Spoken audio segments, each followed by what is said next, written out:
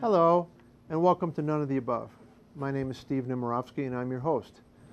None of the Above is a political program where we look at the underlying causes of dysfunction and polarization in our political system, and we always try and provide solutions, solutions that would get you interested in politics and find an outlet for you to get involved and try and get you as part of the system, part of the solution, so we can move forward and break the dynamic of dysfunction and break the dynamic of polarization that we find today.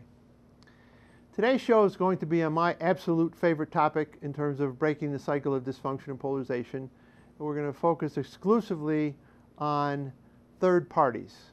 And my own particular vision is the fact that we need an effective, competitive third party to break the cycle of dysfunction and break the cycle of polarization.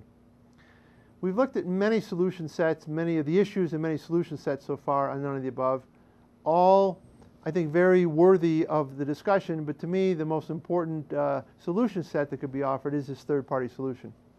So we've looked at the fact that people don't vote, how to get people to the polls, how to get people engaged, how to create citizen lobbyists and get more activity in the environment. Again, voting is probably the number one issue that's driving the dysfunction and the polarization. If you don't vote, you end up with polarized systems, you end up with dysfunctional systems. So we've seen that in the American voter. We just don't vote anymore. We spend a lot of time on that. And then we've looked at this notion of incumbency protection, the fact that the system is skewed to keep incumbents in office. You know, in a few of our past shows, we pointed out that for the congressional elections this year, perhaps as few as only 20-some out of 430-some seats are going to be competitive. You can't have that. And when you have this type of lack of competitiveness, again, this drives polarization, leads to dysfunction. So we've looked at that issue. And within incumbency protection, we've drilled down and talked about campaign finance reform. Again, most of you think that the money is solving the money problem is the biggest problem that has to be solved. We've looked at redistricting, the notion that the people aren't picking the candidates are picking the people that they want to vote for them. We've looked at ballot issues and a lot of other causes, and in each time we've talked about a cause, we've talked about a solution. But to me, the best solution out there is the third-party solution. And I'll tell you why. First of all, I think it's doable, and I think it's doable in a very interesting respect that you're going to hear from our first guest today, Charles Whelan, and then I'm going to talk about a little later on.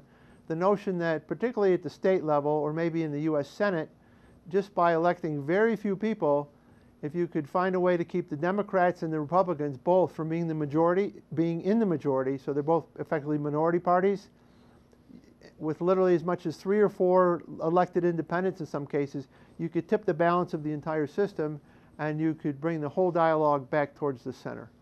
So that's kind of my theory of why it's doable. And some of the other solution sets we've talked about, although doable, a lot of them require successful ballot initiatives, constitutional amendments, or to a certain extent, they require the incumbents who are always protecting themselves to change the law to not protect themselves. So it's not in their self-interest. Again, worthy causes, great issues, and I welcome a lot of these people to succeed because any level of success on any of these issues is going to help drive the solution. But for me, the third-party solution, finding an effective, competitive third party, whether at the state level, which is, I think, the easiest way to do this, or at the federal level, which is what Mr. Whelan's recommending, I think that's where the action's going to be. So I want to get you guys excited about this today. And again, I want to talk about solutions and how you can get involved. So one way to get involved is to go to thirdparty101.com, thirdparty101.com. Now, in full disclosure, I'm involved with thirdparty101.com and for all the reasons that I just spoke about. When you go to thirdparty101.com, here's what you're going to find, particularly if you're interested in this third-party issue. There's a set of statistics that goes state by state that will tell you how you could start a third party in your state, how you could get involved with independence candidates in your state, how to get on the ballot, how to do petitions, the number of signatures needed, the timing of when these petitions are due. Kind of a reference center for everything about how to start a third party and how to get on the ballot. So that's one thing you'll find at thirdparty101.com. Another thing you'll find at thirdparty101.com, particularly as we head towards the November election, is there will be a section identifying all third-party candidates and all independent candidates in all 50 states. I think there's at least one third-party candidate or one independent candidate in every state. So you should look at your state, find out who these candidates are. Now, on our show, we don't take positions on issues and we don't support candidates, but what we are suggesting is that you give these third parties and third-party candidates a fresh look. They may not be doing commercials in your area, they may not be getting a lot of newspaper coverage, so we're going to try and elevate their exposure and give you a chance to drill down a little and find out who they are. Again, we're not going to recommend them, that you vote for them or not, but we want to give you more information so you can make informed decisions.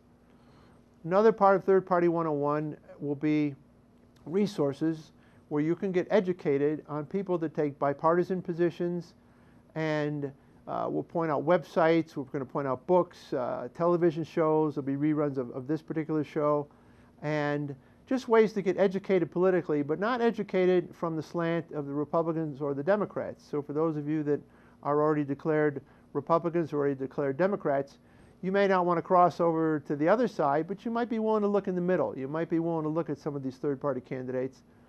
And rather than give you information that's candidate-specific, again, we have a resource section that will give you information you need to come up to speed on all these issues we've talked about, how to get educated, how to get active. So Third Party 101, great place to start. And from there, again, you can drill down and get more active in your state and at the state level with third-party initiatives. So with that, we're going to take a brief break, and we're going to come back with Charles Whelan and start drilling down some more on this third-party initiative, third-party solution, third-party effort. Thank you.